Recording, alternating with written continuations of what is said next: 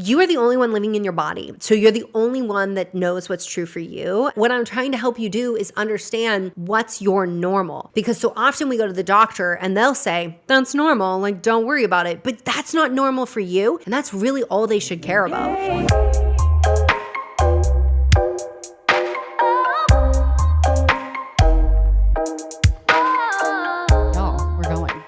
We're going. Wow, that was a lot. I was kind of panicky. I'm sorry, but we did it. We're recording. You were panicking and I was like, oh my God. Well, I'm like, girl, we got 20 minutes to go.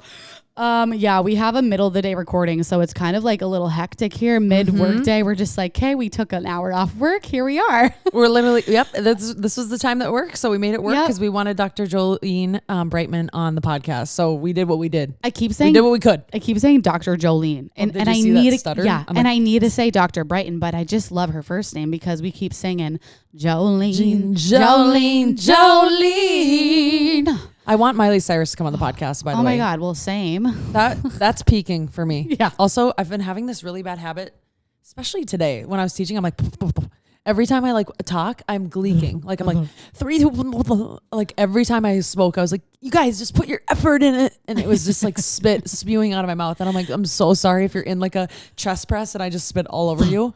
I have this habit where I'll like accidentally say something wrong or have like a lisp when I say something. But since the way I coach is down to the second, I don't have time to like go back and fix it. So I'm like,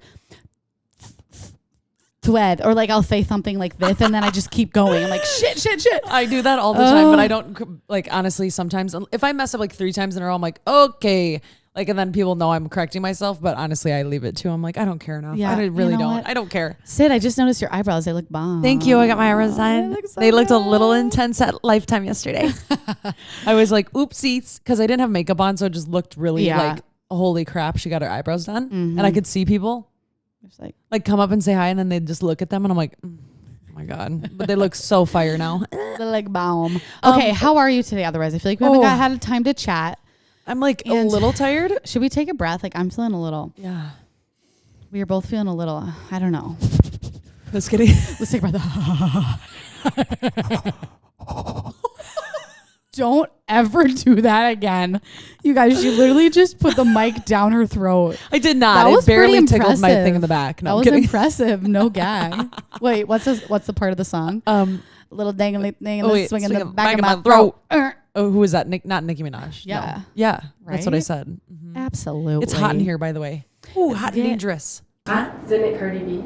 Cardi B, yeah. It's Cardi B. Mm-hmm. Oh my God. I can't believe I said Nicki. Okay, let's go into Straight Candid Moments because you know what? It's time. It's time. And I want to be freaking ready for Jolene to get on here because I'm so hyped up. Same. Okay, you go. I'll go first this time. Okay, you go. So Straight Candid Moment, if you don't know what Straight Candid Moment is, a moment where you feel humbled, more human, something funny that happened, or, something that makes you feel a little more vulnerable. I would say I should have put a little more thought into this. I'm going to be honest. It was just like the one thing that stood out from the weekend. So I'm like, I'm going to share it. I went to a little game night on Saturday night and we were trying to like is it saber? Like those little swords? Yeah. Saber open champagne bottles. Oh yeah. Yeah. And there was I swear to God, 8 champagne bottles that we went through. There was maybe 8 people. It was disgusting. It was very surprising. The amount of alcohol these people were putting down. Oh God. I would tossing it back. It's so funny because I go to parties and I have like, someone's like, can I make you a drink? I say, sure. And I drink this. I had like tequila and like whatever in it. And then we're playing drinking games, having fun. But every time I fill up my drink, I just do soda water and lime. And literally no one knew. And I'm like, I'm not hungover on Sunday. How about you? How are you feeling after those 8 champagne bottles? Champagne is so sweet too. Oh my gosh. I can't drink it. It gives me an immediate headache. Yeah. But it makes my tummy so, ugh. Oh God, I can't imagine. So yeah, I was fake drinking. I literally tell everyone I fake drink. It's like, just whatever. I'm fun anyways. Who freaking cares? And it's not worth it for me right now. No thanks. But so I learned how to do it. I killed it, corked it open pretty fucking, like a queen, I will say. And someone else did it. And then it's getting a little bit later. People are getting a little more drunk. Yep. And one of our guy friends was like, I got it. And It's on video too. That's the funny thing. I should post it on TikTok. It'd probably go viral. The bottle breaks in half and we're all shocked. It's sprayed all over. There's glass pieces everywhere. We're all just like jaw open. We're like, oh my God. Then all of a sudden we notice his hand bleeding, and not just bleeding, like it is pooling on the floor. And he didn't even notice. Hands bleed a lot. Like a lot. Mm-hmm. Ooh. He cut open his whole side of his thumb. And the party ended and he went to the ER. No, he did not. Yep. Had to go get stitches. No. Yeah. And then apparently I went home because I was like, I think I'm calling it a night. But apparently he got stitches and he ended up at Smack Shack later on. He was like, he went back out. Yeah, they were at the ER for 45 minutes. He was like, let's go back to Smack. Oh my God. I was like, oh my gosh. People are ruthless. Right? Like, what are you doing? Oh my God. It was so good. So I have a guess of who it was. If I had to guess out of that group, I think I know who it is. You probably do. Let me, wait, I got to show you one video. Is there, do you have the video of it? No, I do have the video, but wait, scared. let me show you. Hold on, guys. We have to pause just because it is too funny. Is it bad? First I'm going to show you. Oh my God. No, it's not who you think it is, but there's it bleeding. Oh my God. Ow. But this is the bottle. He would like hit the neck of the bottle. Yeah, like this not even is close. what I think you think it is, and I think you'll enjoy this video a lot. Oh my goodness. Okay, wait. Well, I think. Okay, just wait. Oh my God. I love him. My friend Ross, just a video of his bare ass. His booty cheeks with his phone cheeks. in them. I don't know. Our friends are crazy. I'm not going to lie. They are crazy. We got crazy friends. Crazy. Okay, that was I could definitely go on, but I'm going to keep it short, sweet. I like a short and sweet. What you got, girl? Well, I have like a few random things. I watched the last episode of The Last of Us. Wow, that's a really good show. If you haven't watched it, you need to watch it. I tried to get into it. Nope, I didn't. you didn't try hard enough. It's just a lot of like blood and fighting, and not blood, but just like. There's a really good, once you got to the love story, did you get to the love story of the two men? No. That's like 3 episodes in. So you need to get to that one. And then you'll be like, oh my God, it's written so well. You just did what I did to the microphone. It's written so well. And I just love it so much. I don't know. I just had to share that I went to it. But we had our buddy in town this weekend. And I was kind of like hanging with the boys this weekend. That's fun. You know what? I was hanging with the boys too. It was kind of fun. Like it was me and Stu and Jordan. We were just like boys in. And they like invited me to play pickleball. And then we played pickleball with the boys. I just felt so like, damn, I'm cool. Like shit. You got invited into the boys yes. club. And I even got invited to the boys dinner. It was me, Ryan, Stu, and Jordan. And I'm like, that's a big deal. Wait, so we're at dinner. And I go, you guys, I'm going to take a video. Because I'm making a video of my day. I'm making a vlog. And I just thought it was so funny because Jordan's always a little crabby when he's on camera. Yeah. He just doesn't like to be on camera. Same with my boyfriend. And the other boys are like, oh, like this? Like this? Oh, they're getting into it. And we did it. And then we got downstairs like, Sid, don't forget, you got to get a video. And I was like, okay. And so I posted it yesterday. Guys low-key love it. Shit. And he goes, both of the guys, besides my boyfriend in the video, responded. And they were like, oh my God, this turned out so great. Such a fun night with you.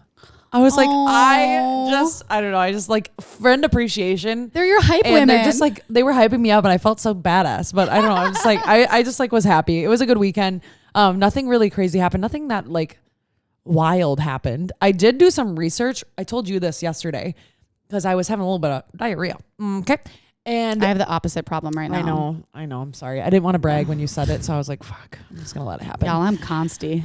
I have a serious intolerance to sugar alcohol. And so if you're somebody who's, consuming like foods that have a little sugar alcohol in it, sugar alcohol is not necessarily bad for you by any means at all. But if you have an intolerance and your tummy issues, especially when you're drinking protein powder, but you're not really like fully lactose intolerant, or you're drinking protein powder and it's vegan, you're like, what the hell? Check it out. See if there's ingredients in there that are sugar alcohols. Cause I was like so surprised because literally when I Googled symptoms, when you have sugar alcohol and you can't like digest it, it's verbatim. I wonder if it's also like, I wonder if you could be okay with like natural. I'm sure. So like you could find protein powder with maybe like stevia or like monk fruit. And I bet it would maybe be better. Yeah. I think so too. Cause like my protein, that's what makes protein powder good. Like I know. It's that's so also sweet. maybe. Well, I add stevia to it anyway. Yeah. Like my protein powder is delicious cause it's fucking fake sugar up the wahoo. But it's got to be sweet and good because I tried the other stuff. It's chalky. It's nasty. You're like not going to get your protein down. Yep. And it's no point. Like whatever. Final thing I want to say is we were just talking about this TikTok before. I keep wanting to eat my microphone. I just want to get into it. We were talking about the TikTok before. We just saw it. Oh, Jesus Christ. Okay, I'm done. I wanted to see how far I could get it back in my throat. If anyone is listening to this in their car and they just hear, like in their ears in the car, I'm so sorry if that startled you. I just watched a TikTok. It's Alex Earl. She's somebody stitched with Alex Earl. And basically she was talking about it because Alex Earl's like the ideal hot girl right now. You know, I get it. And the girl's like, did you know that men are actually like, when they see a hot lady, like, and they're looking at, what's the term? Idealized women. They get less attracted to their partner, and it's a psychological thing. But the in a same study done with on women. females, the girls don't find their partners less attractive. It's the weird. I was like, oh my God. So now, guess what? You back just kicked off my psycho Instagram girl stage. Okay. I'm like, I'm going to be creeping. Who you following? Just and kidding. I think we'll chat about that next week when we have Lexi and Lindsay on. Exactly. We get that hatred for other women, but like at the same time, we're like, we want to hype other women up. So it's like, what is it? How do we deal with that? Which Those one emotions? is it? It's are we hard. comparing, or are we like, get it, girl? You know? I don't know. It's hard to balance that. We'll talk about that next week for sure. Anywho, we have the literal best guest coming on today. Best. Holy bananas. I almost said holy vagina.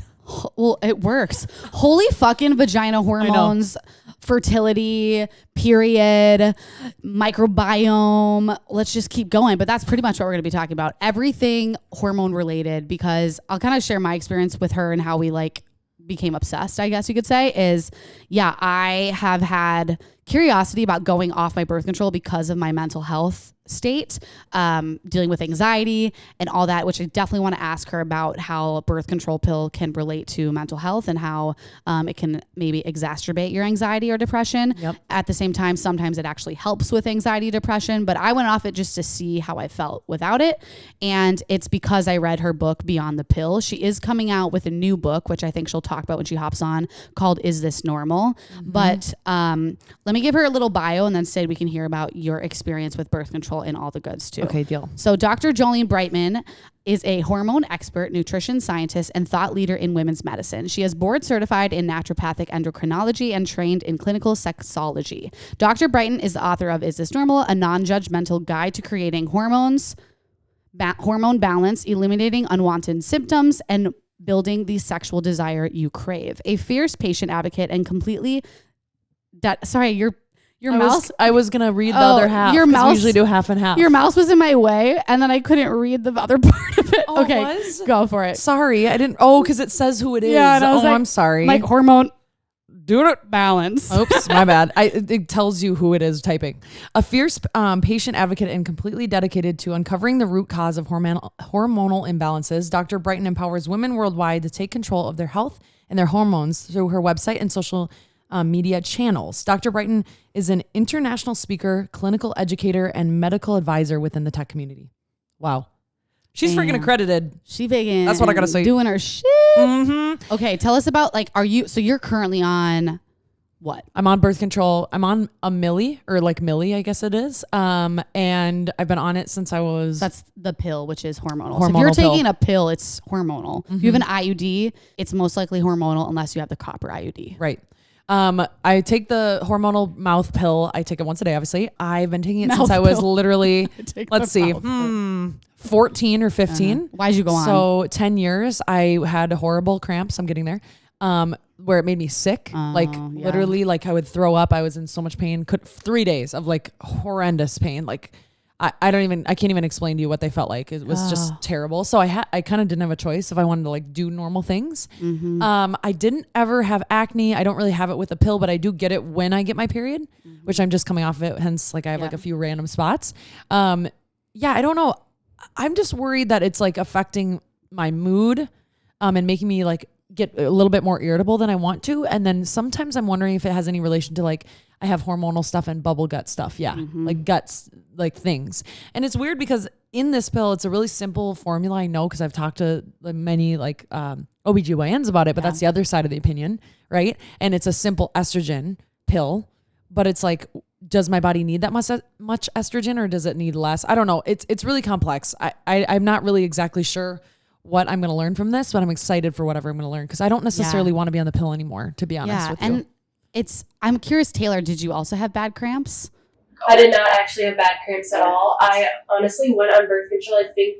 I remember sophomore year of high school just to regulate my period. But I was lucky I didn't have bad cramps or like heavy periods at all. Okay. I'm just like curious to know because I know she thinks like, okay, well, if you did have the bad cramps beforehand and then you go off of it, you're probably going to have the same experience because it's just kind of Band-Aid. It's like a Band-Aid for the time being. Yeah. But if you didn't, like I went on for acne, for example. Oh. So like when I went off of it, I didn't experience like horrible cramps and side effects. Oh, but why would you not experience So what you the had thing before? is like, what was the root cause? Yeah. So then like she'll talk about, I wonder, but that's why I went on for freaking acne. And like, that's just the easy fix right now. And I know weird. a lot, we're going to get into this, but like doctors necessarily don't know the holistic approach to it and what everything it's doing. And I feel like a lot of times doctors learn the same thing and it's hard to kind of change your mind if you have your ways. But I'm interested. So I am too. I mean, there's many reasons you'd be on the pill. There's many reasons you'd go off it. I'm just curious to see like which option is best for me. And if you're listening, you can make your own educated decision on which route is best for you. So, and to be clear, she does say she's like not anti-birth control at all. She's more pro-informed consent and helping you make the best decision for you, like Sid just said. So, yep. All right. Should we bring her on? Come on in. Let's do this. Let's do it. Yay, Dr. Jolene, Dr. Brightman. We keep saying Dr. Jolene just because we keep calling you Jolene when we're talking internally, and we keep singing Jolene, Jolene, Jolene. We can't help it. We've been singing it all morning, literally. I usually am sipping out of a Dolly Parton mug. Today it is the Golden Girls. Cute. But yeah, I have my little squad goals going. Oh my gosh, God, that's love. awesome.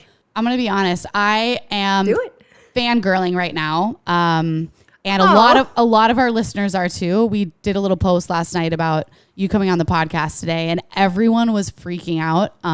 So this is going to be a really exciting conversation, I think. Huge. And I mean, I'm currently on birth control. We talked about this in our little entry of our podcast. Soph is not. She's on the process of rebalancing and different things like that. But I just wanted to ask a question candidly, because this is candid conversations, obviously, in the beginning of this. Yeah. Because we've both been to doctors who are really, really, I don't want to say pushy on the pill, but really advocating for the pill. And there's doctors like you and different people like that who are totally the opposite. Like, how do you find that balance and how do you know not who to trust, but like which side to pay attention to even in the beginning? Because I'm sure you've gotten not hate, but pressures from other doctors saying, what the heck?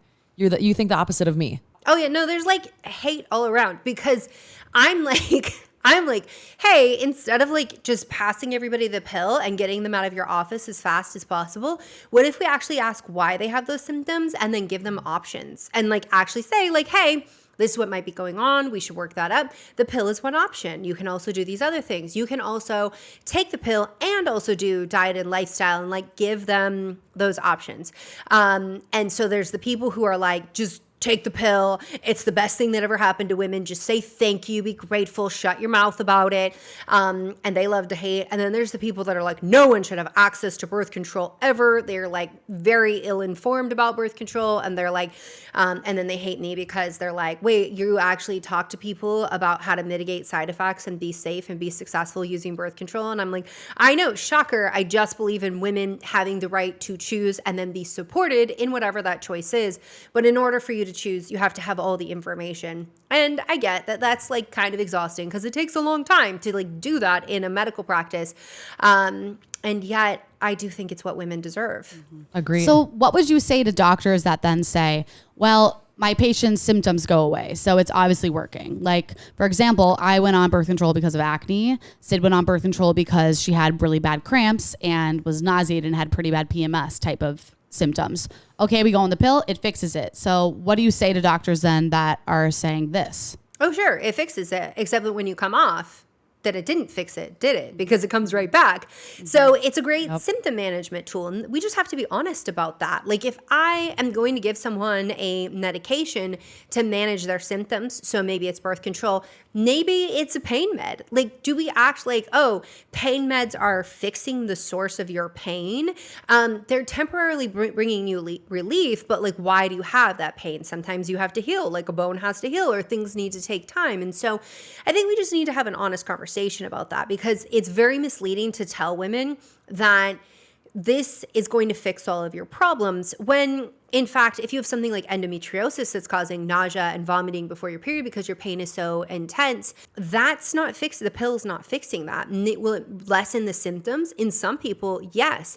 But they need to know that those adhesions can still progress. They can still have this disease progressing. Same with PCOS. So acne. Oh, wait, back it up. PCOS is polycystic ovarian syndrome for people who don't know. And one of the main ways it presents is with excess androgens, which is hair loss on the head, hair growth on the chin, chest, abdomen that you don't want, and acne. And so you give them the pill and you're like, great, fixed your acne, except that what caused their acne was PCOS.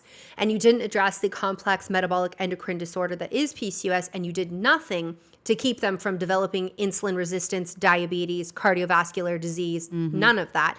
So I just think we need to broaden the conversation, and we need to give that as an option, right? Not everybody has access to the food that it takes to get acne to be gone, right? So there's food deserts, there's access issues. There's just the damn economy now where I can't get it a dozen eggs for less than $8. I'm like, God, I used to have chickens. I messed up. I need to go back, have chickens again.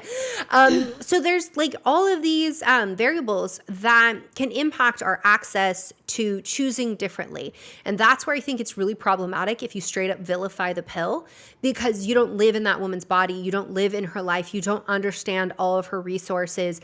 You don't even understand the complex social dynamic she has going on. Yeah. And so if she chooses to use the pill for whatever reason, your job is to give her that informed consent, tell her what to look out for so she knows when to come back and see you, and enable her to be as successful as possible on that, which in some cases is counseling, diet, and lifestyle. And in others, it's saying, okay, diet's not something you can really work on. Let's get you on a multivitamin. Mm-hmm. Okay.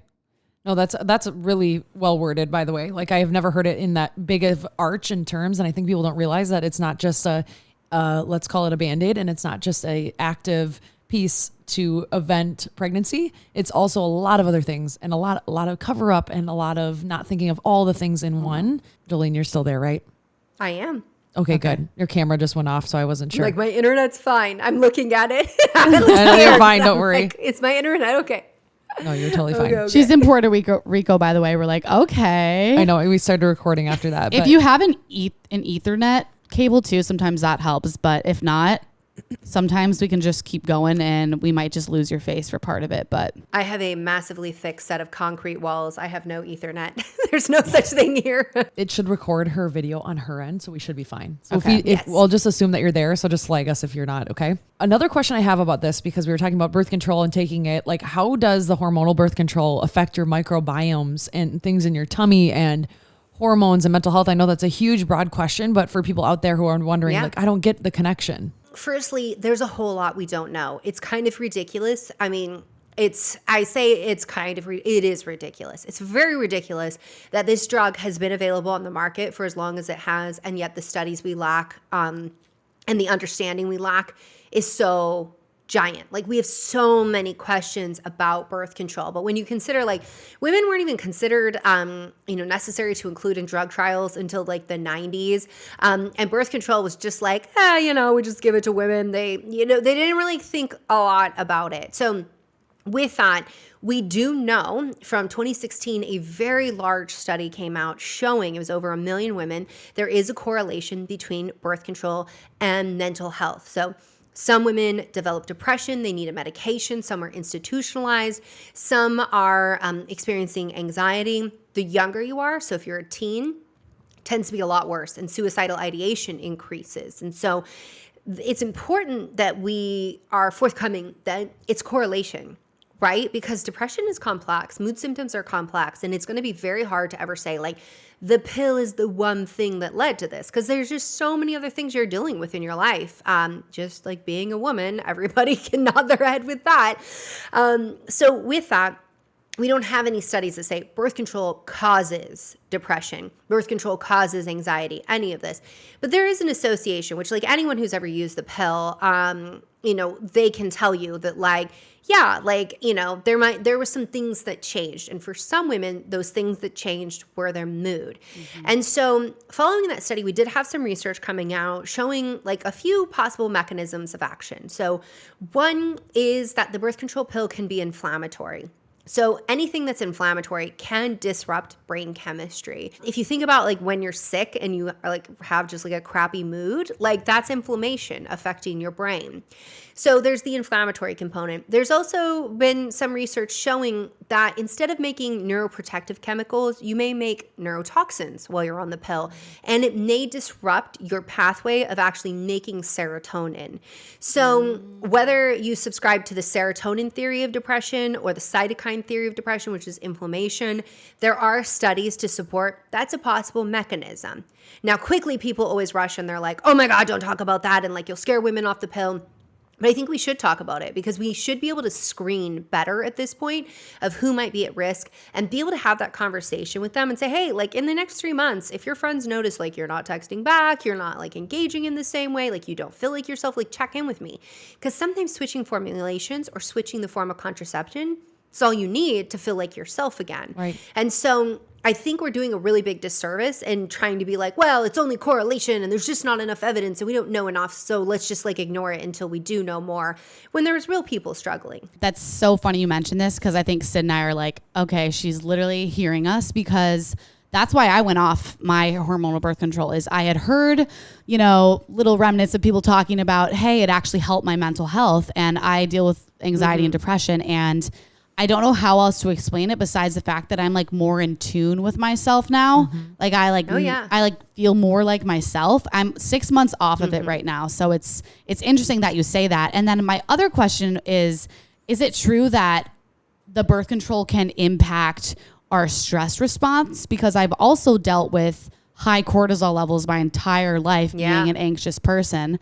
And I feel a little bit more in control of that now. So what you're saying about feeling more like yourself is a very common statement. And this is the kind of thing that you'll hear people dismiss and say birth control doesn't change that much, except that you could acknowledge that my hormones cycling could change so much that you wanted to flatline them and put me on birth control. Like hormones do affect every essence of our being. I think that sometimes people are like, that's anti-feminism, like anti-women to be like hormones control stuff. But it's like they're chemical messengers. They're literally, their job is to like send a signal and make you do things. Like that's just what their job they is. do. Yeah. And it's not just because you have ovaries that you happen to be at like the mercy of them. Like you can have testes and be at the mercy of them as well. Like anybody's living in a state of hormone imbalance, like they're not fun people to be around and they're not having fun in their body. So I just want to just validate that what you're saying is like a very, very common thing to be like, oh, who is this? Like I feel more like myself. So I just acknowledging that like that can definitely be true for some people. Back to your question. So in terms of asking specifically the cortisol response and what's happening with stress. So what we know from some of the research is that your stress response, it's not really like a stress response. Like it's almost like it's blunted and it can be more matched to like what we see in PTSD. And so there's been some interesting studies to show that sometimes women, when they're on the pill, they may be more inclined to be risk takers. So then people are like, don't put women on the pill. They'll be promiscuous. They'll be risky. No, it's that like they don't necessarily get the signal. Kind of like I watched this in my toddler. Like they don't necessarily get the consequence signal. Like you're about to meet your consequences. So with that, I do want to recommend anybody who's like really wants to deep dive on this entire, so in Beyond the Pill, my previous book, I talk about the whole adrenal component. If you want to get into and for everybody listening, adrenals make cortisol. If you want to get into like the cortisol brain, and nothing but brain, This Is Your Body on Birth Control by the PhD researcher, Dr. Sarah Hill. Phenomenal book. I definitely recommend looking into that because it's just so fascinating that this has been known in research, but it's not in the medical practices. Doctors are not talking about the fact that this could impact your stress response. You had a question about something related to depression. I did. I'm just wondering about PMDD because, for Yeah. example, my sister deals with that. So she says the pill helps her with her symptoms. And she's like, I literally can't go off of it or else I will go crazy. And for me, it seemed to help going off it. Yeah. So if you do have PMDD, what do you recommend? Right. Okay. So let's talk about like, what does it mean to go crazy with PMDD, Yeah. right? Because we're kind of flippant with this like language. I definitely am where I'm like, you're driving me crazy right now.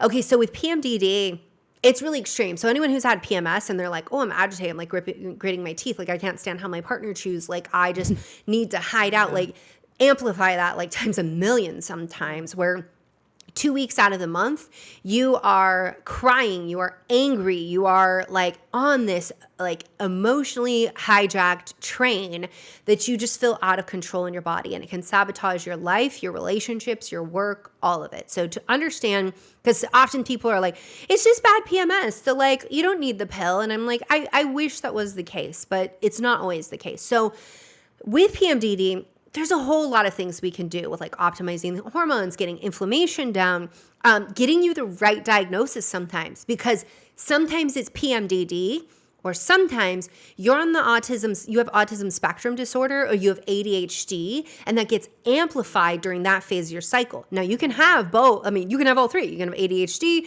autism, and PMDD. And to understand that, often if you're diagnosed with PMDD, you have autism or you have ADHD, you're not going to get that diagnosis because your doctor's like, a weighted blanket helps you, and like you can't stand the way some noise sounds because it makes your skin crawl, and they're like, that's PMDD, when in fact that's a sensory processing issue that's actually a sign of autism. So I bring that up because autism is all like, highly Oh, God. underdiagnosed. Yeah, highly underdiagnosed, you said, or over? Highly underdiagnosed in women. Wow. So for a very long time, I mean, there's still people saying this, like only little boys get autism and ADHD. And I'm like, no, that is not the way it works.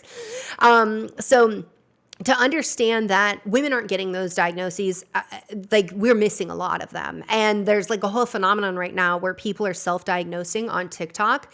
And I will say that somebody does the research and like self-diagnose, they're not usually wrong. And my friends who are trained, my colleagues who are trained to diagnose this, they're like, yeah, they're like never wrong. So to understand that if you suspect this and you're struggling with PMDD tends to be high among those neurodivergent groups. So it's just important to understand that when we're talking about treating PMDD, we have to make sure, like, is it just PMDD? Or is there more accommodations that need to be made? Is there more support that needs to be given? Because I think it's a really like shitty approach to just be like, it's just your hormones and like just deal with it. And then you're like still struggling in so many other ways. So to your point about the pill, what's interesting is that in some brains, not all brains, we need a lot more research. I'm going to say that like forever, right? But in some brains, they don't use progesterone the way that we would expect. So progesterone should stimulate the GABA receptor in your brain. It should make you feel chilled out. It should make you feel calm, in love with your life. Some people, for whatever reason, that progesterone hits their brain, those metabolites specifically, and their brain is like, we're going to start a riot. Like, this is not, like, I am not cool, zero chill. And that may be the case. It may be correlated more with neurodivergent brains, which we know, like, they work a little bit different. Not worse, not better. Like, they've just got their own strengths. And so with those people, when you put them on the pill, there is no progesterone, and you make no progesterone. So the only way to progesterone in your body is to ovulate. And if the pill is doing its job, its number one mechanism is to stop you from ovulating. If you don't ovulate, you can't make progesterone. What you're taking is progestin. It does not behave the same way when it comes to neurochemistry.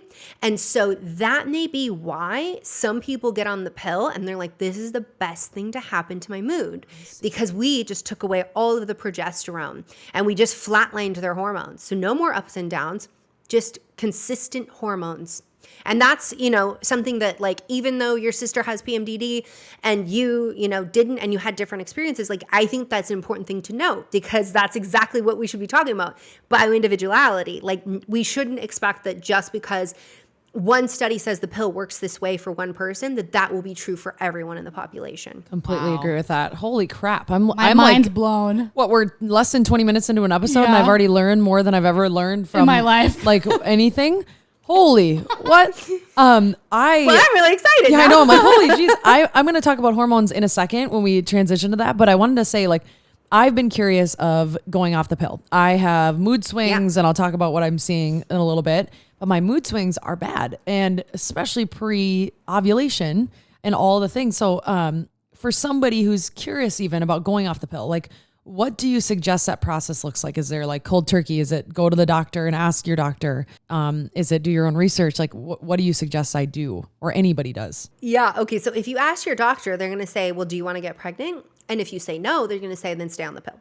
That's going to be it. End of discussion. That was my experience. And it is something that like there's like a sweet spot. Like if you're going to like a gynecologist, I actually like am looking for a new gynecologist and working with my PCP, I'm like, I want one that's like pretty fresh, but not too fresh because younger, they're going to be less entrenched in this dogmatic way of thinking. And I'm just like, I'm in my 40s and I'm like, I'm just too tired. I'm just too tired of like having to have those conversations. And that's me as a doctor who can be like, we're talking about the research here. So with that, if you started the pill, this is what I talk about in my book, Beyond the Pill. If you started the pill because you are having symptoms like acne, mood swings, painful periods, like you said that you had, if you're having heavy periods, prepping your body before you come off is a good idea. And I give a whole protocol in there. The most important thing is the nutrition and lifestyle components of that. And really, it's like getting a nutrient-dense diet, making sure that you're sleeping, you're exercising, you're drinking water, like doing all of these things like, that you know to do, and then figuring out like what might be your hormonal issues and starting to address those. Doing that about 3 months before and then transitioning off. So stopping once you're done, it's going to make you more successful, less likely to feel like you've got to go running right back on the pill because like all hell is breaking loose. If you started the pill primarily for pregnancy prevention, no issues, you can come off and then just follow the protocol then and support your body. I have seen many patients who they like acne, for example, they feel like they're chained to the pill. And that's something that like, if we're going to use it for a tool, it should be your ally, not your like oppressor. Like you shouldn't feel like, oh, it's got a strong hold on me. Like I can't do life without it. And so that's really the aim of that whole protocol is to make it so that you're successful and that you can come off and not have to go running right back to it. So people that are curious about going off the hormonal birth control and they want still a form of, contraception or, they don't want to get pregnant, what are the options for them? I mean, I know I'm curious about the copper IUD, but I'm also really scared about that. Yeah. And how do you not get pregnant? Copper IUD wins. Okay. So like very, very high efficacy rate. People always get afraid like it's going to bust through your uterus or like jump out of your body. And like, that's a very, very low risk. If you have a history of endometriosis or severely painful, heavy periods, copper IUD probably not going to be successful for you. But it has a very, very high efficacy rate. There are some people who have noted copper issues. The research says that, hey, if you have copper storage disease, this is probably not right for you, which is, a good inclination that there might be something to like having more copper in your body. However, I haven't seen there's not been like this huge demographic of people that are having issues with this, but it's something to be mindful about. So copper IUD is definitely one. Barrier methods, I just don't think they get enough play in non-monogamous relationships. I mean, everybody's like, get on the pill. And I'm like, yeah, but you also need condoms. They're like, why? I'm on the pill. And I'm like, because chlamydia is real. That's why. Literally. Picking up these STIs and condoms and barrier methods are not even 100% guarantee that you can prevent an STI, but we want to do the best we can because most of these infections are asymptomatic. And as I talk about, I have a whole STI section in Is This Normal? And talking about how they're asymptomatic and they can lead to issues like infertility or pelvic inflammatory disease. Like we don't want any of those things. So barrier methods are another. Fertility awareness method is one that works well for some people. It needs to be the the basal body temperature. So first thing in the morning, taking your temperature combined with tracking your symptoms to have the highest efficacy rate. So you're going to be looking for fertile cervical mucus. Is your libido up? How are you like feeling in your body? If you're feeling like, if you're feeling yourself, if you feel really sexy, like that is a good sign that you're about to ovulate because all of your hormones are working for you then. And There's an app for that, right? I was gonna say that sounds really intimidating, but I've heard that the new Apple Watch takes your temperature and you can connect it to like an app and tracking your cycle, and you know when you would ovulate then, right?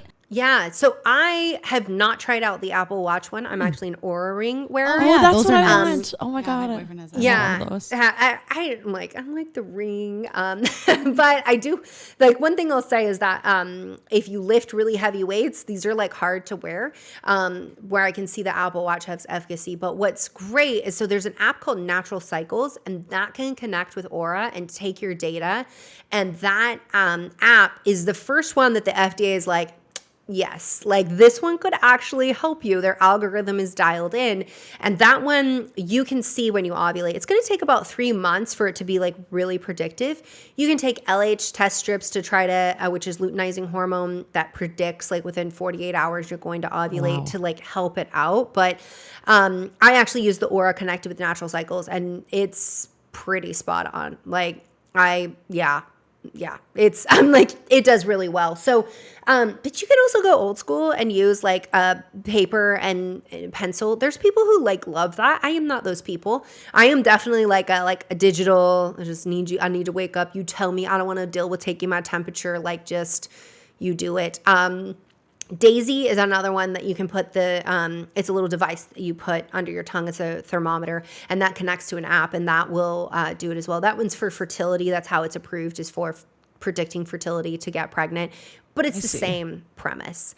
But know that like fertility awareness method isn't going to work for everyone. And for people listening, one of the most common things I'll hear is like, yeah, my friend used that and they got pregnant, or someone will tell me, oh, I got pregnant. And when I ask them, okay, what were you doing during your fertile window? Oh, we were using the pull-out method. You were not, in fact, using fertility awareness method. You were using the pull-out method, which about 5 in 100 are going to get pregnant in a year using that. And so one of the principles of FAM that you cannot mess around with is you cannot have a situation where semen is granted entrance to the vaginal canal. Like you can't, like that's just like whatever else you want to do. In Is This Normal? I have a whole chapter on sex of all kinds. There's lots of things you can do, but penetrative sex without a condom is not one of them. I just had an appointment with my doctor and she was like, so what do you use for birth control? And I said, the pull-out method. No, you did not. Yeah. And she was like, oh, well, you have a chance of getting pregnant. I'm like, you go, yeah. Okay. So she was like trying to convince me to do the copper IUD. So I made an appointment. I'm so scared to get it. But I go, so do I not have to use the pull-out method then? She's like, no. And I go, I'm convinced. No, I can't. I've heard not positive things from people who have similar period styles to me. So I'm like, I'm not in for the copper IUD, sadly, just because I think my period's too extreme. But talking about hormones, like transitioning into our like hormone conversation, what does it like mean even to balance your hormones? Because I feel like it's such like a fad. It's kind of like trendy. Soph and I were talking about this. Like, how do you even go about doing that? Yeah. So I totally know what you're saying because I feel like, so patients would be like, oh, I want to balance my hormones. And we talk about like just balancing hormones, like, you know, largely because of how it optimizes the entire endocrine system. And then what we have really seen is a rise in like, I don't want to vilify anybody, like influencers, health coaches, things like that. They really like have their heart in it to try to help people. But they don't understand what they don't understand. And so you'll hear them say like, do this thing to balance your hormones. So for me, talking like generally, no problem saying balancing your hormones. When a patient comes in and they're like, I need to balance my hormones, tell me more about that. Like, let's get into like, what are we talking about? So sometimes that's like, hey, I'm having constipation, hair loss, I'm freezing cold all the time. Like I'm super, super fatigued. Like I feel like something's off with my hormones. Like I need to balance my hormones. Okay. That's sounding like hypothyroidism, which is an imbalance of thyroid hormone. So now we get specific in that conversation. I do this in my book, Is This Normal?, where I have a whole quiz. So it's like, if you're talking about a hormone imbalance, let's figure out what's imbalanced here, because is it that we've got insulin issues? Is it that we've got adrenal issues? Is there an imbalance of how much progesterone and estrogen that we have during the luteal phase? And like getting really specific with that. It's so interesting to me because I will see doctors being like, hormone imbalances aren't real. You shouldn't say hormone imbalance. That's not a thing. And I'm like, but you could read a research paper about PCOS and they'll say PCOS is a hormone imbalance. And you're like, yes, it's excess androgens. It's a deficiency of progesterone in a lot of cases. There's an imbalance of insulin. So like, again, there's like that disconnect where, and I feel like I don't like that kind of shamey behavior because it being like, oh, there's no such thing as a hormone imbalance and all of that. It feels like more dismissal of women and putting the burden on the patient that they should have the absolute correct terminology to even like approach the altar that is doctor. And I'm like, it's like leveling they're saying hormone people. imbalance. Like, Yeah, yeah. I like that's that. We'll take that because that's exactly what it is. And there's like, I don't know, you spend time on TikTok, man, there's doctors with like a hell of a lot of ego that like really make their entire platform on like hating people. And like, they're like, I'm such a nice doctor, come see me in person. And then they're like stitching someone being like, this idiot, they probably blah, blah, blah. And I'm like, this is you. This is the real you right here. You think you're fooling us, but I'm like, why would you do that? Like, to me, I'm like, if we have an opportunity to educate, empower, create change, we do that through having positive conversations. If people are already wary of doctors and that's why they're like, I would rather do this like harmful weight loss tea thing because my doctor treated me like trash and I don't trust them anymore. Coming in as a doctor and being like, this is stupid, and having commentary where you shame them or you level them, that kind of thing. I'm like, it's not just this person, it's everybody who watched this. You had an opportunity to influence in a positive way. Now is like less likely to go see their doctor. And then these same doctors are like, it's the influencers who do this. It's the podcasters and the health coaches and these people. They're the ones that keep people from going to the doctor. I'm like, no, it's literally your shit attitude on the internet. Like, stop being this person. That's why before you even came on yesterday, we were posting on our story about you and we shared the reel where you were saying your symptoms are real and your doctor should listen to those, because I've had so many experiences where I go to the doctor and I share like what I'm feeling and like the amount of GI appointments I've gone to for constipation when really like this is a lot to do with probably some hormone imbalances. And now I got estrogen dominance, which I definitely want to talk about actually. So we might as well. So we're Candid here and we talk a lot about poop. Poop is like, that's my life, right? It's Soph's life as well. I got two boys and I'm a doctor. Like that's like poop is what I do. Your life. So my question for you is, one, is it normal to poop more on your period? And then two, what is like, do we have more of a reason behind why we get constipated sometimes? I'm currently constipated, so low-key I just need some help. I was gonna say, that might be a self question. No, these are like super common questions. Good, in fact, like, so in Is This Normal, there are all of these Ask Dr. Brighten sections. These are the common questions I get, and period poops and constipation are big ones. So, okay, period diarrhea, this is a real thing. So there's these hormone-like chemicals called prostaglandins. They're really good at contracting things like your uterus to get babies out or shed the endometrial lining of your uterus, which is what your period is. So when these guys are made, like these faces right now. But seriously, I just connected. I'm like, what the? Oh my God. Yeah, I know. This is something that like patients all the time are just like, why do I poop so much on my period? And is this all the poop from where was I storing this poop? Is this all the poop from the month? Like, what is happening? Why? Yeah. So what typically happens is that progesterone goes higher. It should, of post-ovulation, about a week after you ovulate, it's going to be at its peak, and that's going to slow your muscles in your gut. So now things don't move at the same rate they normally would. So you might feel a little bit constipated. We'll define constipation a little bit more, but then your period comes. Prostaglandins, which are made from omega fatty acids, if your diet is higher in omega-6s than in omega-3s, these little buggers are really potent and they get all crazy in there. And they don't care what they're stimulating. They're just like cramp down and your guts get to moving. And so now you're pooping, maybe you're having diarrhea. I think it's the worst thing to be like, I just put a tampon in. Now I have diarrhea. Oh, I know. And like I have to like I'm not ready to change the tampon. But now there's poop. The worst. And like and then maybe you have to do a dry pool. I Like hate what that. is like I that's so bad. Like and that is like yes, these are real things, people. And we They all are hate real. them. You So- fit right Yeah. in right over here at With Straight our Candid Candid. convo, seriously. Oh, so with that, eating more omega-3 fatty acids can help. Taking an omega-3 supplement, so recommend a high-quality third-party tested one. Getting like 2,000 milligrams of like an EPA and DHA. That way you get something for your brain too in there. That can be helpful, as can eating more magnesium-rich foods and making sure you take magnesium.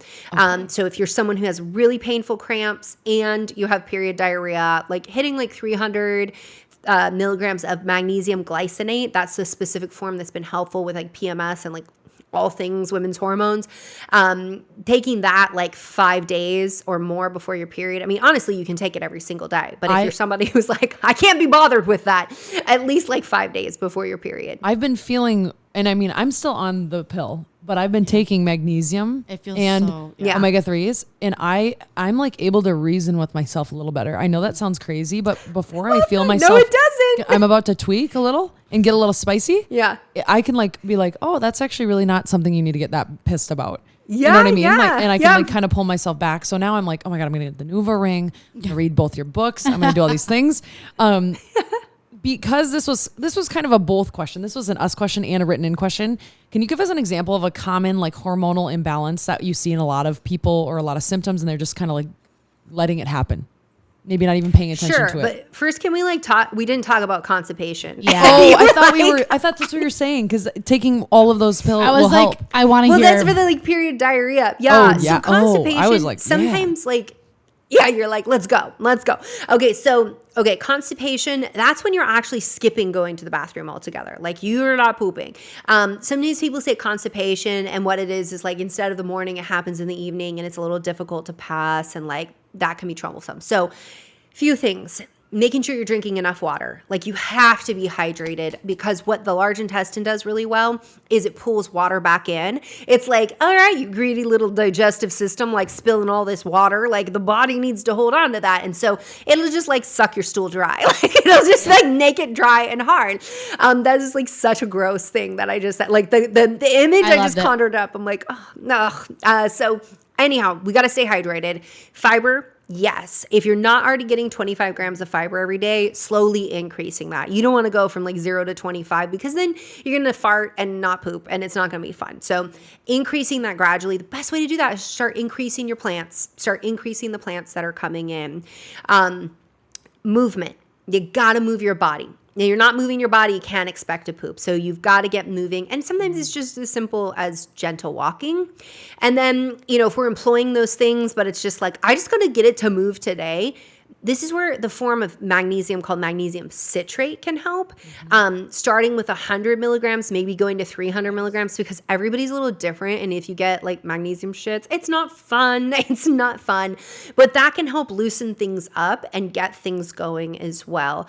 And that might even be something that like you need to use while you like work on increasing the fiber. Okay. Is it That's true? doable. Is it true that when you poop, you like release hormones? Yeah. Okay. So in your gut is the microbiome, and there's a specific subset of these organisms involved in the estrobolome. And the estrobolome is what interacts with your estrogen. So in that, your liver packages up your estrogen you no longer need, and then it puts it into the bowels and to the kidneys. So this is why we're going to drink that water so we can pee it out, and then we're also going to poop it out. And so yes, when you are moving your bowels, you are moving the things that your body no longer needs, you're escorting out of your body. And that is one way that we remove our hormones that are not needed. People are always like, yeah, but what if I need more estrogen? Should I get constipated? I'm like, no. Constipation is never the answer to anything. Don't try for that. Fecal impaction is real, and you don't want somebody to have to digitally remove your poop from your body. Let's avoid that. I don't ever want that ever. Wow. That's helpful though. Never. Wow. Yeah. I'm like, okay, I know what to do. Yep. I know what to do. I'm like, check. Okay, got my notebook out. I'm ready. Well, now I suppose is a good time then to ask about the common hormones that people are just living with, and like you might see them in your practice, and they're just like, yeah, I have this, and I've been living with it. Who cares, right? And it's like, no, this is something you really need to be paying attention to. You know, it's this funny thing where fatigue is just like accepted as something that like is normal. I even hear doctors, like patients have gone to them and the doctor's like, yeah, you're fatigued. Everyone's fatigued. Like, what's new? And I'm like, like, way to normalize the dysfunction, which is medicine, okay? And how doctors live. But it's not normal to feel fatigued. So that's just one thing that I want to say. You know, one of the really common things, I mean, there's so many common like there's PCOS, there's imbalances in estrogen, progesterone. So seeing somebody struggling with PMS, like I'm, covering all of these things in my book. I think thyroid disease is definitely still one, even though we know that it's like over 27 million Americans are walking around with thyroid disease and half don't even know it. Like, it's still something that's underdiagnosed. And so, sometimes it's the constipation from that. Sometimes it's feeling fatigued. Sometimes it's having long, heavy periods or irregular periods. Doctors don't usually chalk up irregular periods to being normal, but sometimes you're bleeding like more than 7 days and they're like, that's not so bad. And that can actually be a sign of thyroid disease. Weird things too, like you get out of bed in the morning and your feet like hurt as soon as you touch the ground, or your voice is becoming more gravelly and deeper. Like these kinds of like weird things like can actually be a sign of hormonal issues, and people may not even notice it. Like if somebody's like, you kind of sound like a smoker, like you might need your thyroid checked. Like we should evaluate like the other symptoms that you have going on. Oh God. No, I'm just kidding. I'm kidding. Oh, no. I actually just had my thyroid looked at because I have a growth on my thyroid. It's benign, but it is growing on my thyroid, and we're hoping that it doesn't get any bigger. Otherwise it will cause what everybody knows to be a thyroid removal, because it's sitting on your thyroid connected. So my voice has gotten groggly. I had gone to the GI for it because I thought it was thinking you have GERD, acid reflux or GERD. And I had been diagnosed with gastritis, acid reflux, and colitis, and none of which are current. So it's just like, it's just crazy because I'm realizing everything connected. Heartburn is really common in hypothyroidism as well. So so what's interesting about heartburn is the way that we treat it is by suppressing the acid even more in the way we treat it. The typical way. I don't treat it like this. I took that medication for a long time. Yeah. Yeah. And so, but what it actually is that you need thyroid hormone to stimulate the parietal cells, which are the cells that secrete acid in your stomach, to actually do their job. And if you have sufficient acid, the esophageal sphincter, which is the gatekeeper between your gut and your throat, so you're not going to allow acid to go up into your throat. And so heartburn can actually be a sign of hypothyroidism, and it's a very overlooked sign. And it's often like, take a PPI. What does a PPI do? It makes it so you don't liberate your minerals like iron, one of the ones you need to make thyroid hormone. And so it can impact your ability to get those nutrients. And this is why I always say, you're not what you eat, you're what you actually absorb. If you're not absorbing it, like if it's just poop, then it's just poop. Wow. Are you having a revelation? Yeah. And I'm like, I want to storm into my little doctor's office and say, listen up, everybody. I got some facts. Okay. Next question would be, so we know in the Is This Normal book that you have a full section dedicated to your sexual self. So we thought we'd chat a little bit about sex hormones because we love chatting about sex over here. So what hormones have to do with our libido, and how do we support our libido? So there's a whole chapter on libido. The funny thing is that the first section of the book is your sexual self. It was actually going to be the second section. I was like, we'll just put it was actually going to be just a chapter. I was like, I'll just make a chapter on sex. Everyone's hormones. When I went through and looked at all of the Ask the Dr. Brighten questions I get on social media, the ones that I get from readers, from patients, I was like, everybody's asking about sex. There's so much sex. So there's a lot of sex in there. And libido is one of the big ones of like, do I have low libido? Like I go into there's all of these variables and things to consider and things that can affect your libido. Everybody right away is like testosterone. Like it must be low testosterone, which it can be. Very common in pill users for it to be a testosterone problem. But estrogen also plays a role in this. I think that estrogen often gets vilified and it's like estrogen is causing your PMS and your period problems, but it is also causing things to get juicy down there and you to get engorged. And It's part of what helps you not get yeast infections and BV. So like praise estrogen. It's amazing like that. So those are two really important hormones. One that nobody ever talks about in libido but needs to be considered is progesterone is like the blocker in the bedroom. So when you think about what your body's up to, your body's like, let's capture some sperm and ovulate because we can only get pregnant one day, but those sperm, they can live 5. So let's capture some sperm and ovulate. And it doesn't matter, like your body, like if you've got ovaries in your uterus, your body doesn't care who you're attracted to, whether or not you want a baby. Your biology is just like, let's do this thing.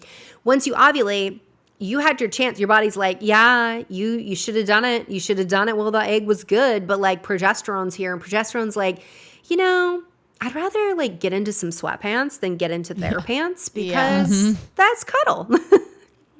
So that's a hormone that like rarely gets talked about. But why you see the memes that where people are like, oh, I don't understand women. One day they're like so into us and the next they're not. And is like we were ovulating. And it's so true. We ovulated, then progesterone came and is like, nah, you better like, you better be bringing orgasms if I'm going to get into this. I literally get like grossed out by like, I'm like, don't touch me at certain parts of my cycle. And other parts I like just want to hug and cuddle. But I'm like, I have to be like, I need to start sharing my menstrual cycle with you because like you need to know not to touch me on these days. Like I get so, it's bad though. Like it's so drastic difference, such a drastic difference. Yeah. And sometimes it's like, it's not, the problem isn't touching you. Now, sometimes it is because I'm definitely one of those people of like, don't make a sound, don't breathe if you can, and don't touch me. Like I just like sensory deprivation. Can you put me in a dark room with a weighted blanket and earplugs? Like I love this. So with that though, sometimes it's more of like, I need you to, in the book I described the sexual excitation and inhibition models as being like the gas pedal and the brake. And sometimes it's like, I need you to ease up these breaks in my life. Like I need you, like these laundry that we've been talking about that you like can't make it in the hamper for like a month. This is the time if you want to get in bed with me and like it be a good time and not me being like, doing the legs distance, pushing you away. Like you got to get the laundry in the hamper. Like, that like when I'm stressed, these things help me do those things and disengage those breaks. As I describe it, if you think about like a train track, and this train track is like is a nerve, all right, or your nervous system, and the train is the sex signal trying to get to the brain. But if all they're laying down is blockades all day, and by they I mean everybody in your life, like you could have a boss that sucks that did something, or a client that did something, and that lays down a blockade. You may like come home and be like, I want to talk to my partner about how shit my day was, and your partner's like, not now, the game's on, blockade. Like, and then it may be a situation where it's like, oh God, like, I'm not feeling good in my body and I'm starting to have some body image, like negative self-talk, blockade. And then when your partner comes in and they try to touch you, that train signal cannot get to your brain because of all those blockades, none of which is intentional. You did not choose this. You did not intend this. This is just the reality of being you.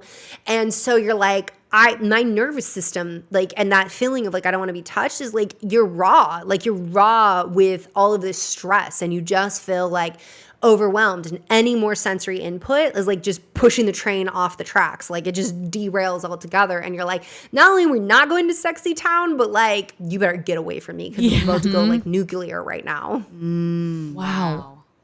Holy crap. It's so nice to be validated. I know. Do you realize that? Like how many people you're validating right now? I'm like, because I'm like, God, we should be hooking up, right? Like we haven't in a while, and I was horny, and now I'm like, oh my God, I can't.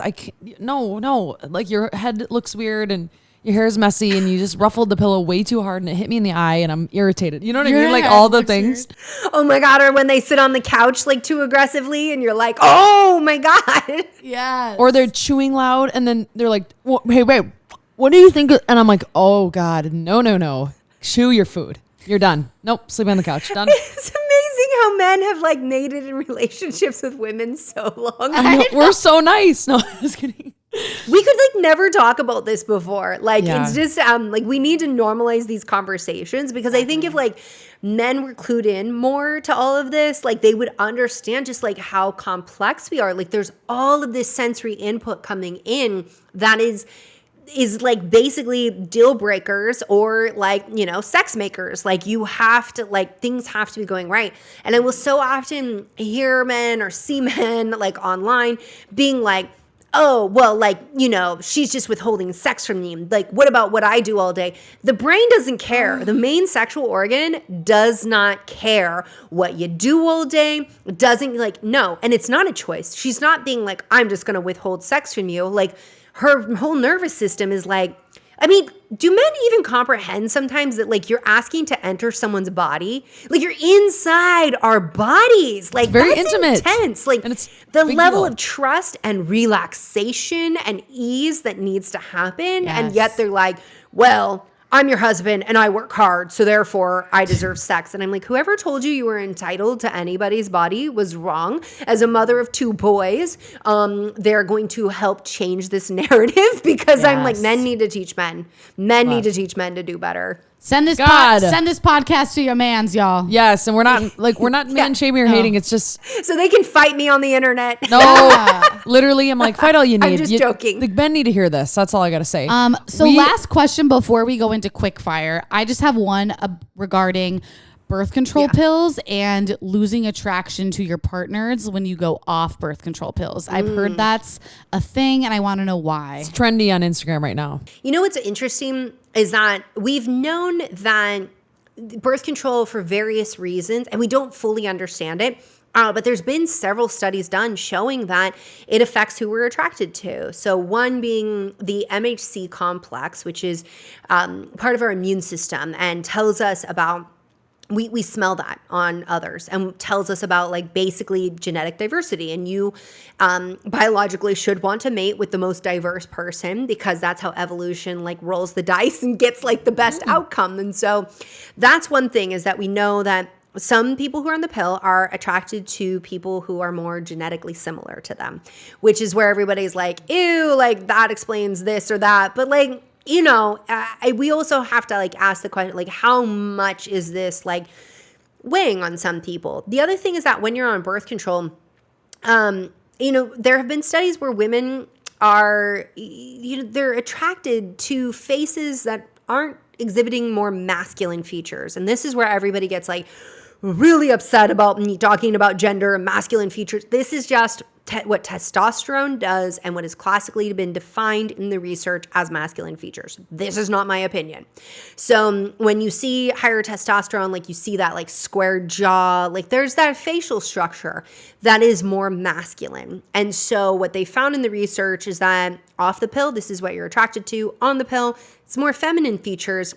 And you may be more interested in things of like, how stable are they? How much money do they make? Like, what is their family background like? Instead of just having that kind of like primal attraction, so to speak. It also goes the other way. So strippers, when they're ovulating, make more money. Women on the pill, because they don't go through that same, like, you should not ovulate. They don't go through those same hormonal changes, may not be perceived in the same way as somebody would be in their ovulatory phase, because ovulation makes us more curvy, our lips more plump, less fine lines and wrinkles, our voice changes to be more attractive. I'm sorry for everybody listening. When they recorded the audiobook, I was on my period. I could not schedule it around ovulation. I was like, come on, guys. I'm going to sound so much better around ovulation. They're like, sorry, bleed and read. Like, that's the way it is.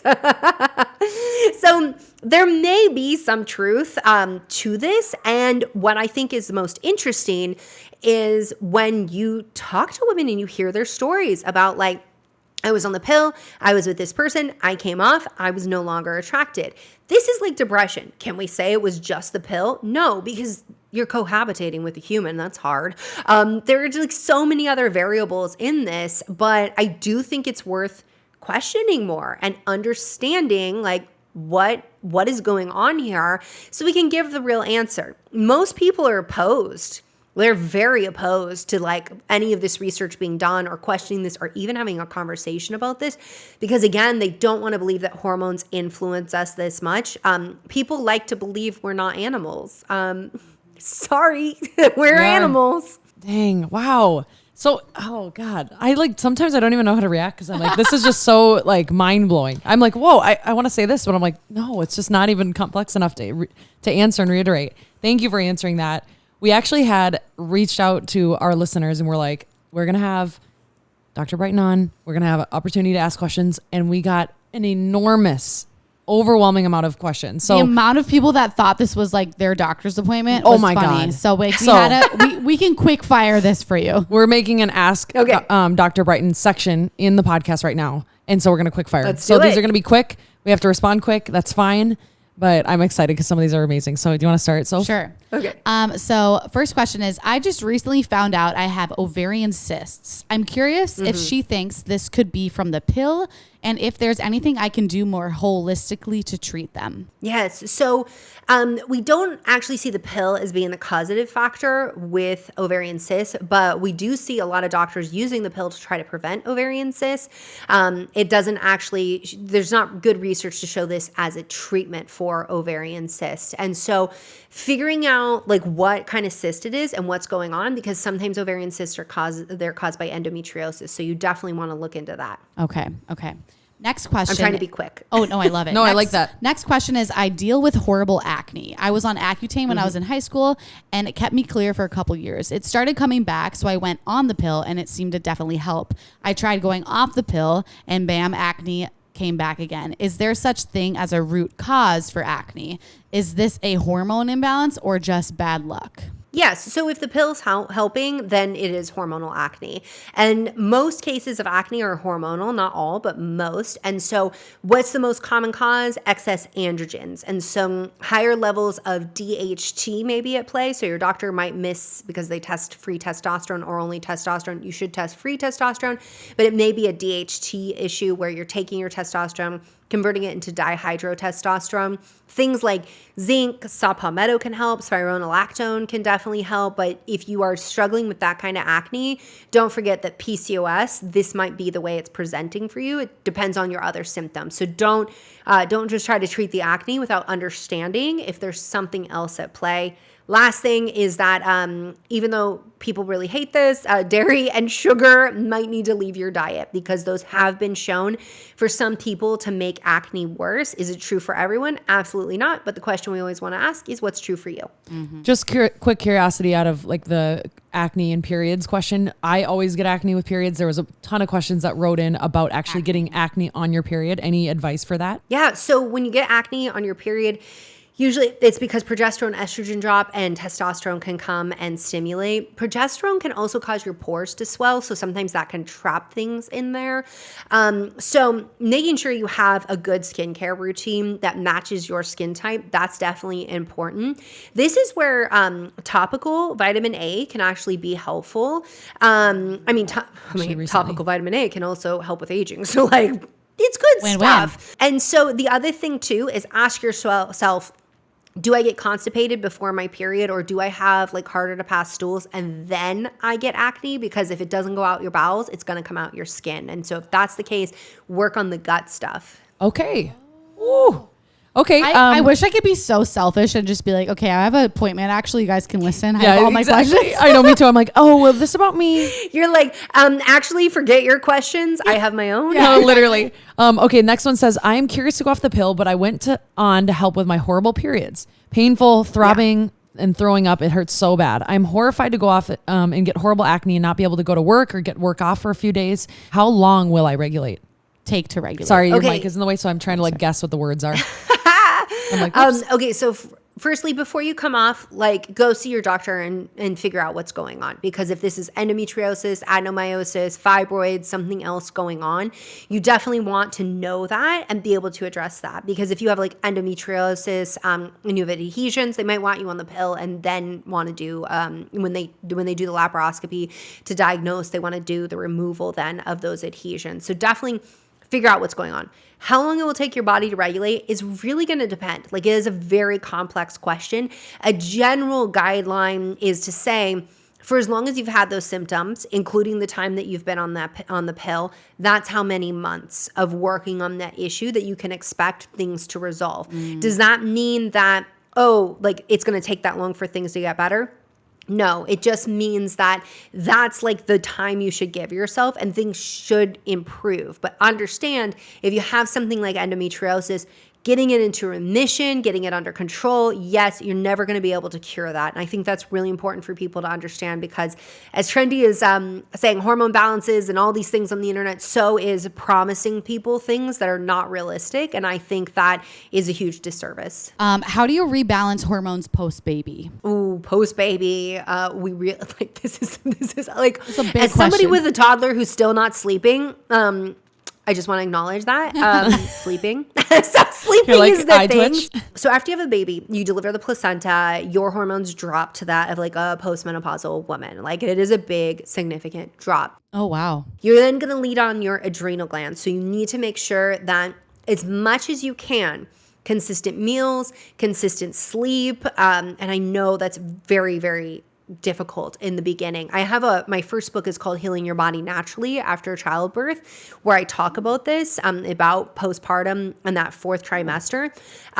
So taking care of your adrenal glands, that's a must. You may, you may even bring in like more B vitamins, magnesium, vitamin C, things that we know support the adrenals. And then making sure that you're keeping track of your thyroid, because postpartum thyroiditis usually shows up 4 to 6 months after having a baby. This is an autoimmune thyroid condition.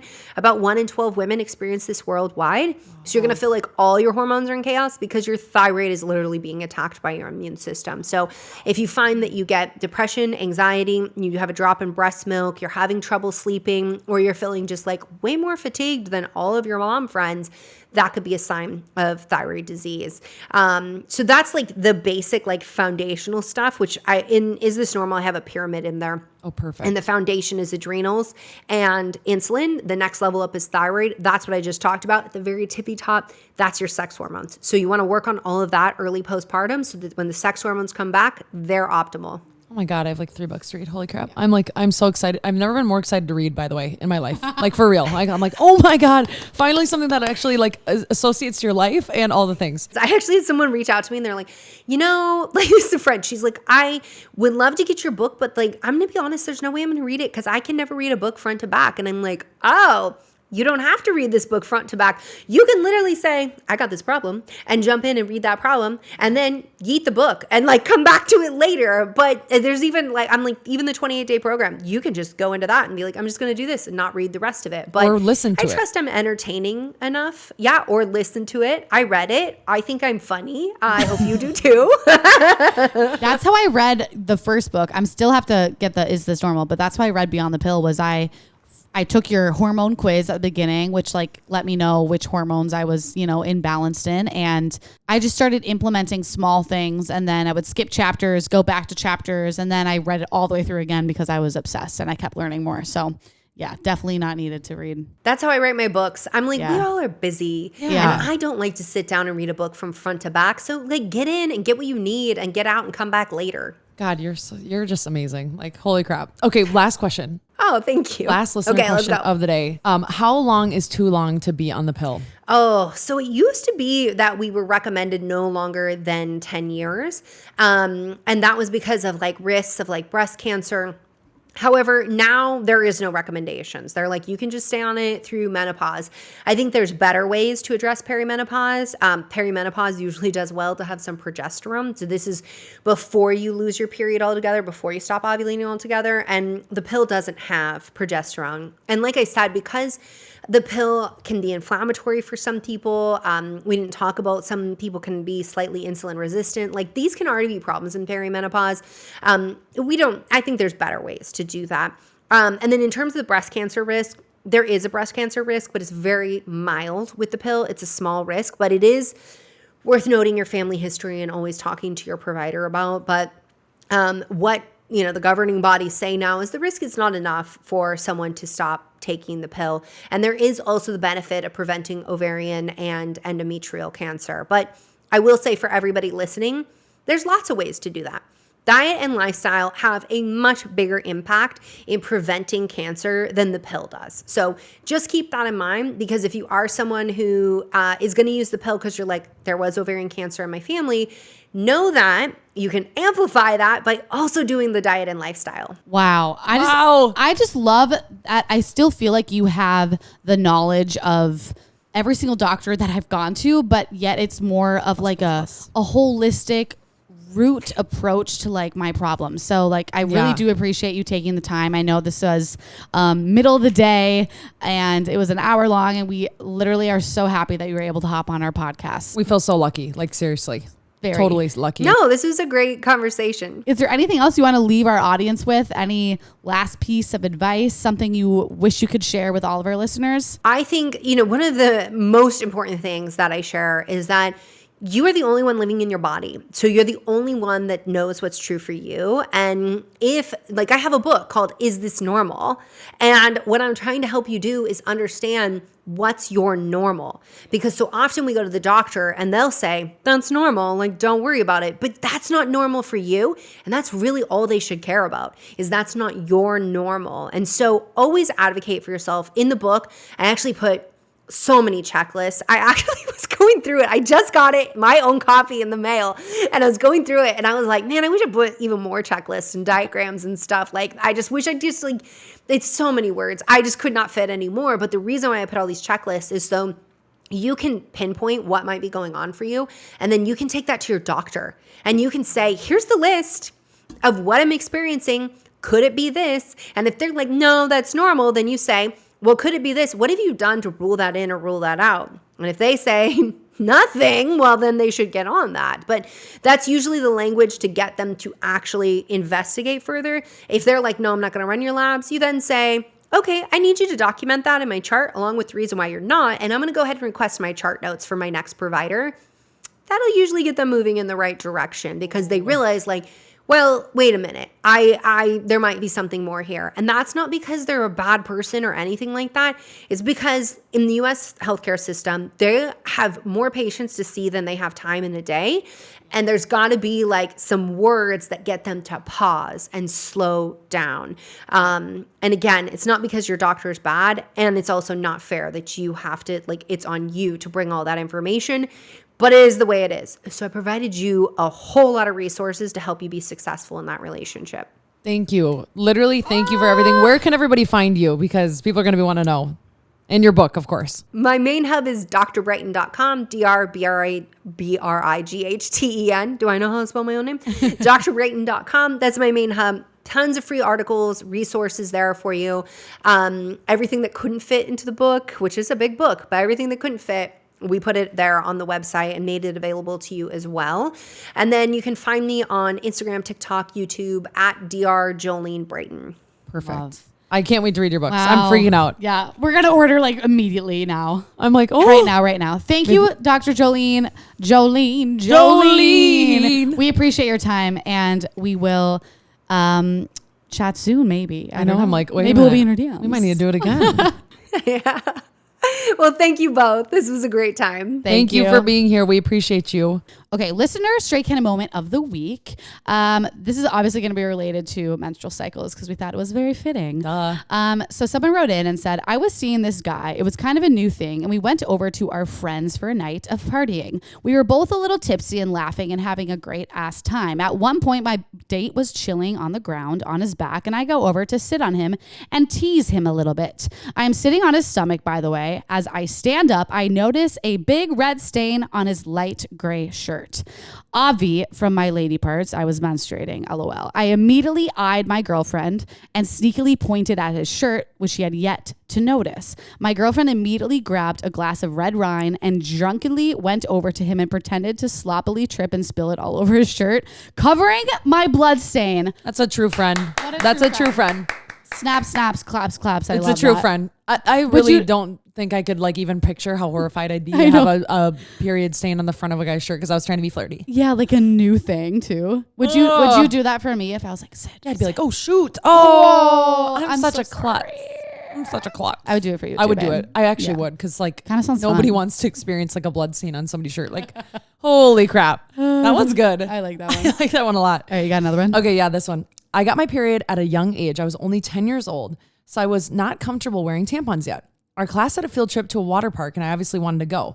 I knew I couldn't wear tampons, so I thought I solved the issue by wearing a pad with my swimsuit with my shorts over it. Everything was going great until I tried the big slide. Oh, no. I went down the slide, and at the bottom, I realized something was missing. I looked back up at the slide, and there was a pad trailing behind, coming down the waterfall. The worst thing is, you know, at the bottom of the slide, people are waiting for you to come down. They're all like, yay, especially when you're little. So like people are waiting to watch. And I bet half the kids were like, what the hell is that? The teachers were probably like, oh God. Or your crush coming down the slide after you picks it up. Hey, did you leave? And they get huge when they get wet. Huge. Just you could probably use that as a floating device. Do you sleep with tampons in? Not really. No. I mean, honestly, I'd rather commit a period undie. Like, same. Sorry. Same. You know what I need is period panties. Oh yeah, you were talking about these, right? Period panties. Apparently it's like a thing. My sister wears them all the time. That's who it was. Yeah. And you just wash them. Oh. It's kind of freaky, you know, but like. It's a little spooky. Yeah. But like, not as spooky as like putting your menstrual cup in the dishwasher like my sister does. do you sleep with underwear on?